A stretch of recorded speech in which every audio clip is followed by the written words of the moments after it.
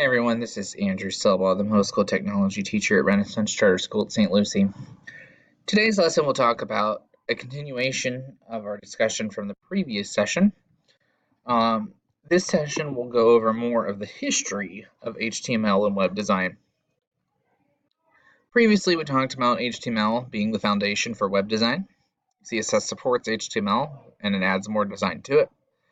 Cloud computing and mobile devices have made an impact in web design, and text editors and GUIs both have very many pros and cons.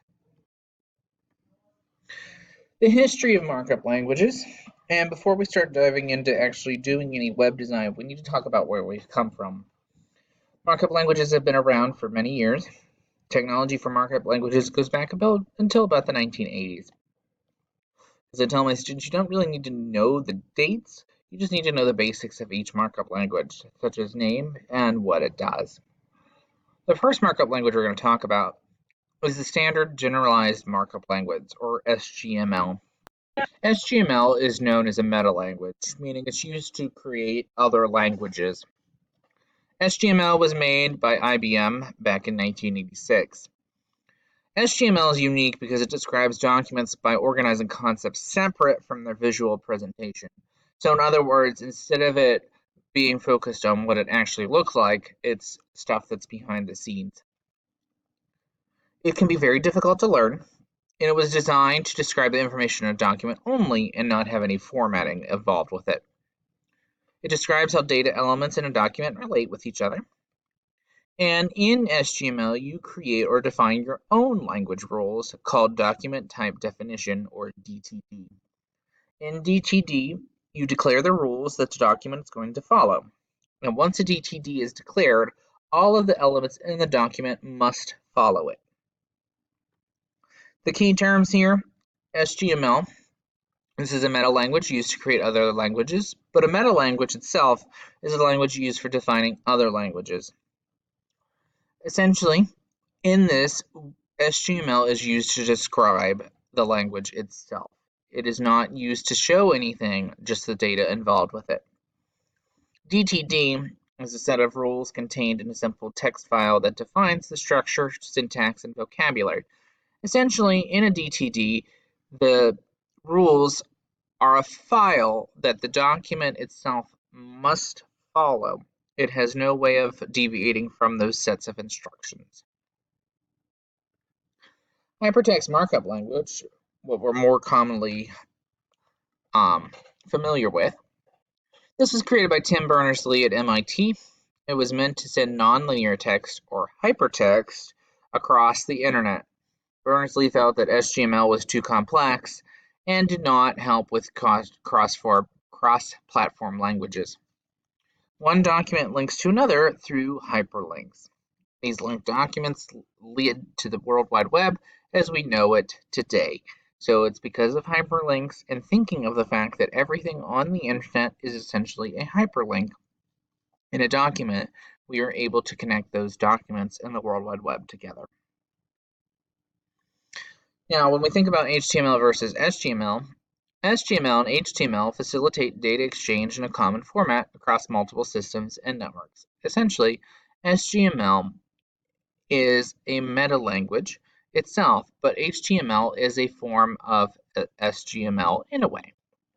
HTML does not allow you to define the DTD and has fewer language elements. So HTML itself has its own set of rules that it follows, and you can't allow or apply any other different rules to it. HTML is considerably easier to understand, and it's now a standard. HTML5, the format we use currently, is not based on SGML, and that makes HTML significantly easier. Currently, HTML has multiple versions. 3.1 and lower will not currently code correctly on most web browsers. 3.2 is still functional, and some pages do use 3.2 or 4.01. 4.01 was released back in 1999. Now, when we talk about HTML 4.01, you can view the standards at this website, w3.org/tr/html4. What was unique about 4.01 is that it added CSS as we know it today. It also supported multiple languages and supported languages that read from right to left. It also allowed for the development of tables, forms, and scripting languages. So 4.01 was a very big improvement to HTML. Now 4.01 had multiple flavors or varieties, so to speak, that allowed backwards capability for previous versions of web browsers that were set up for earlier versions of HTML. So these flavors came in multiple varieties. There were 3 of them, transitional, strict, and frame set, and each one did different things. The first one, 4.01 transitional, this allowed flexibility with CSS or traditional layout instruction, and it rendered in browsers that did not support CSS. It allowed tags that were less useful. So for transitional, it was kind of that bridge between modern browsers and older browsers. And because of this, it allowed support for CSS, and it also allowed browsers that do not have CSS to still render the things on the page. And also, the consortium for HTML would delete tags and other things that were not essential anymore. And so, transitional allowed tags that were older and not used anymore to still be used. 4.01 strict was very strict, hence the name, and it only allowed the use of CSS only. Less useful tags were not allowed and would not generate at all. So strict essentially said, no, you need to use the modern version of this. And finally, 4.01 frame set.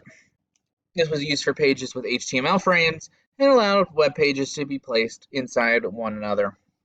It made more realistic designs in web design. One of the most important things that you need to do when you are using a flavor or HTML version, you make sure you use the exclamation point doc type tag to make sure you are declaring your HTML type. This is the first thing that you always type before you start an HTML file. Now, afterwards, we started getting into XML, which stands for Extensible Markup Language.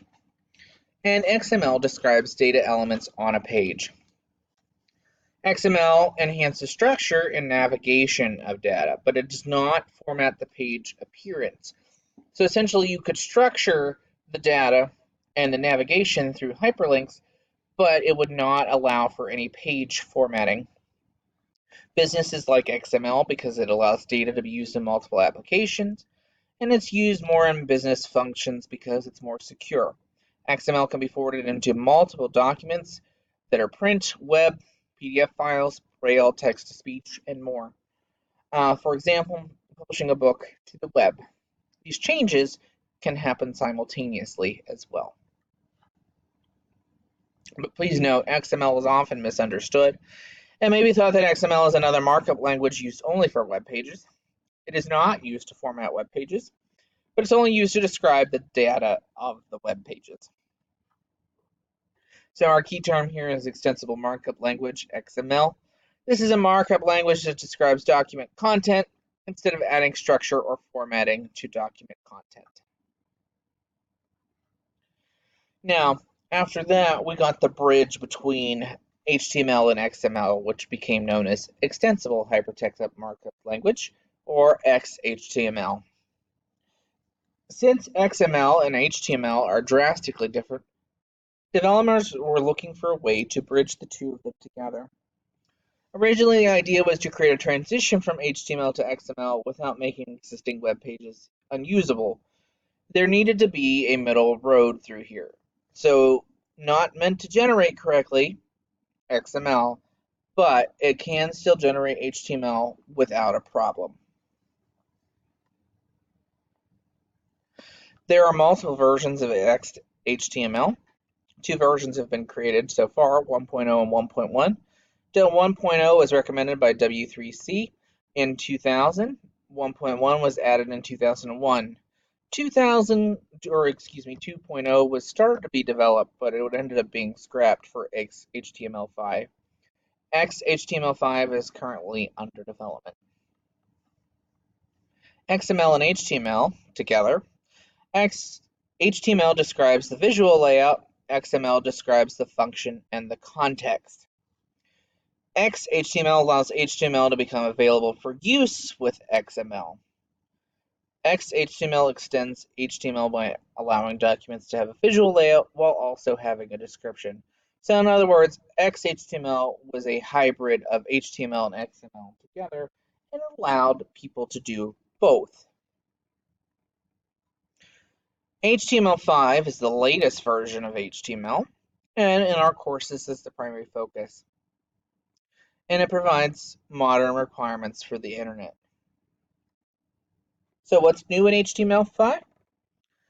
The video and audio tags were added. Drag and drop capabilities were also added. Developers have tools now, such as download progress, image captioning, and validation tools. Developers also have offline storage, so it can still be stored when there's no internet connection. And it also enabled geolocation through GPS. Markup code validation is an important part, and this is the process of checking code for errors or issues.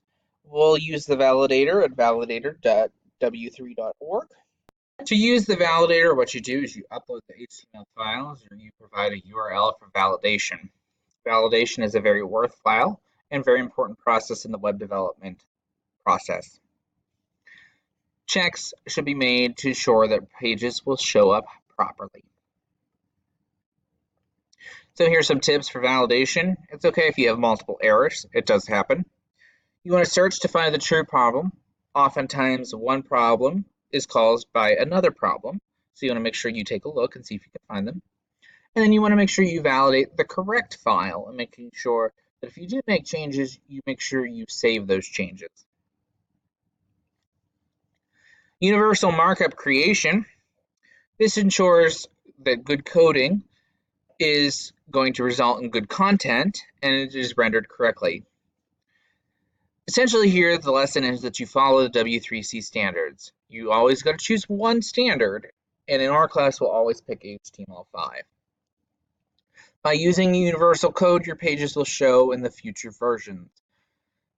This also allows pages to be more scalable, which means you add the content and you can continue to add the content. And you also make your pages more accessible. By having uniform pages, everything looks the same and allows for more uniformity. And a word of caution here, that just because something shows up in one browser doesn't mean it will in a different one. Always check that your code will show in multiple web browsers. At this point, I would instruct students to go to Lab 1. In this lab, they're going to visit W3C website and look at some common markup languages. As a requirement for this lab, in order to receive credit, students must recommend 3 websites to explain the standards. And yes, this involves some research. The standards are a bit tricky, so I encourage students to find websites that will help them explain it to others. In addition, students will receive the activities 1.1, 1.2, and 1.3 during this week. So this will also be a continuation of what we're talking here today. Thank you very much, and if you have any questions, please feel free to contact me during class, or you can email me at asilva@stluciacharter.org at any time.